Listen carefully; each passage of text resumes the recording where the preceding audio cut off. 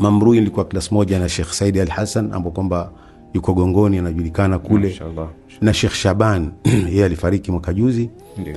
Pale Mombasa alikuwa Kongoya, Madrasatul Qadiria Kongoya.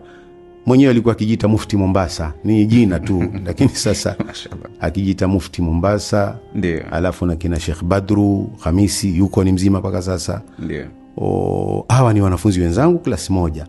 Lakini tu masikitiko ni kwamba nimeona Sheikh Said Al-Hassan akifanya mdahalo kama huu, hanitaji kwamba tulikuwa na Sheikh Muhammad.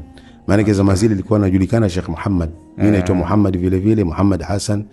Hanitaji, sielewi kwa nini, lakini nafikiri ni kusahau. Walimu wetu kina Shami ambaye kwamba mzima sasa kwa Malindi madrasa tahdhib, nafikiri kina Abdurrahim ambaye kwamba anajulikana hivi sasa huwa mwenyewe ni nickname yake anaendelea nayo, na Muhammad Khamis Mtaita na kina Kadi.